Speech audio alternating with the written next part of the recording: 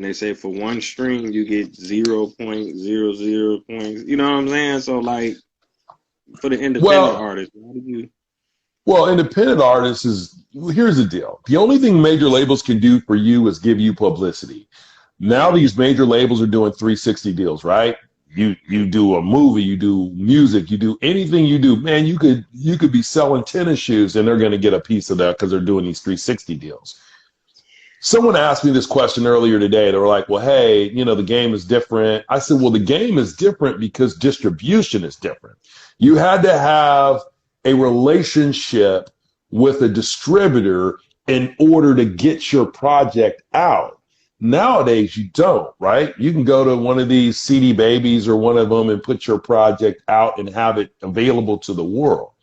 Now it's up to you to make the right production. It's kind of difficult now because of COVID being able to perform. But let's say pre-COVID, if you were getting on the road, you were performing, you were getting to these college stations, radio stations, getting them to play your record, you could build a really good fan base who will always not necessarily buy your album, but they will listen to it. Like just like starting your own YouTube channel, right? You start your own YouTube channel, you're a new artist. It's all about streams. It's all about getting people to get to your channel. It's all about creating content. The more you're able to create content, the more you're able to get your name out there, the more revenue you're going to keep, and you keep that money as an independent artist. Like if you want to sign a deal, okay, you can sign a deal, but it's going to be the same gig as before because you're not going to sell as many records. You're not going to sell 1 million records right now.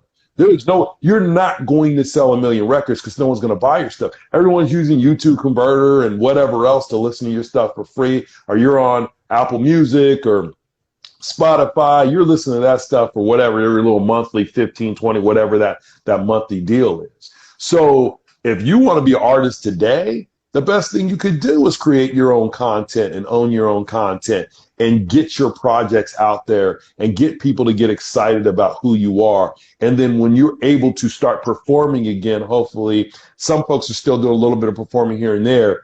You're going to be able to get your merchandise and own the rights to your name and your likeness and your merchandise and be able to make money. So are you going to sell 1 million copies? Maybe, maybe not. Probably not, because you're not going to. But could you get 1 million views in your video? Could you get 10 million views in your video? Can you be on Spotify? Can you be on Apple Music? Can you get people to check out your merchandise? Can you set up shipping for your merchandise? Can you do video content and TV? You can do TV content, video content, movies, music. There's so many things you could do now that to get into the game is not a lot of money. Like back then, if you wanted to record, it cost you thousands and thousands of dollars. Nowadays, with the technology, you spend a couple $1,000s, you can record something. You got a really cool space. You can record something really good. You can edit it, and as long as you have someone who's very good at the mastering process to give you that quality you need, you have a good artwork.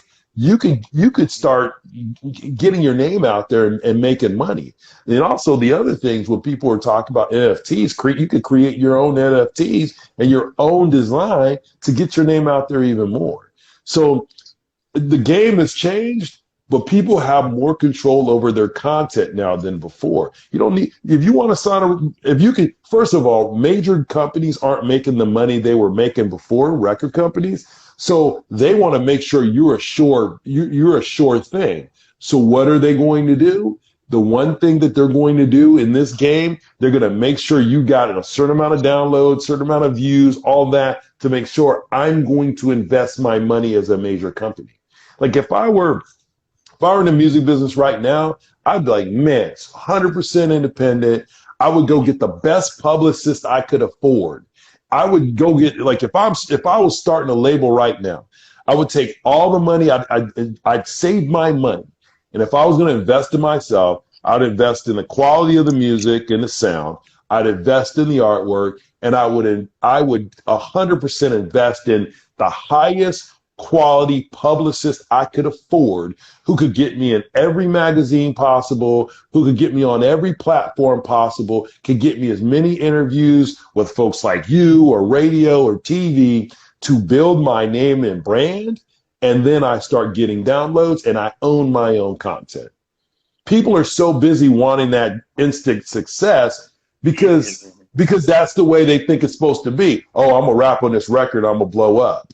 Well, it doesn't work that way. It didn't work like that for No Limit. Think about Master P put out 17 projects before there was regional success. And if you watch the No Limit Chronicles, he even says that we weren't an overnight success. It took a long time for it to happen. So if people who are in the game and people who want to be artists, if they would start thinking along the lines of, I want to be successful in this industry.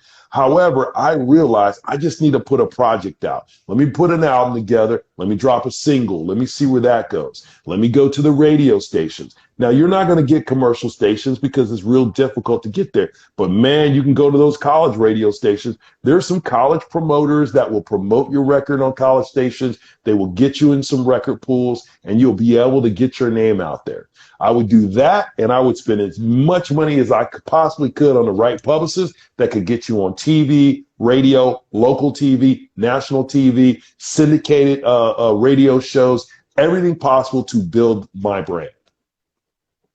Man, you dropped some gems on them. I appreciate you, King, for coming through, man. That's Absolutely. All the questions I had. You got any upcoming books or documentaries? Because you done did so much, so. Yeah, it's funny. I'm working on a project that's talking about just my time in the entertainment industry. So I'm working on a book on that. The biggest thing I'm promoting now is my beverage company. It's called Psycho Cider, Xaiko. It's locally distributed in the Bay Area. So we do hard cider on tap. We also do cans, and we just really pushing the Psycho Cider right now. But I am working on a book. Somebody did talk to me about doing a movie on my experience at No Limit, working with Lil Troy, and then obviously my label, Me and Mine Entertainment, because there's so many stories there, and people want to hear them.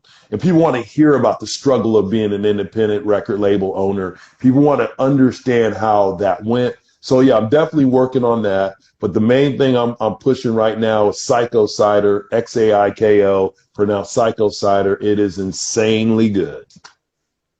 All right. Thanks everybody for tuning in. This has been a great episode, man. Taye Speaks. Until next time, family, we out of here. Peace. Thanks again, King, man. I appreciate it. Hey, thank you, Taye. Be safe and keep doing what you're doing. I love it, man.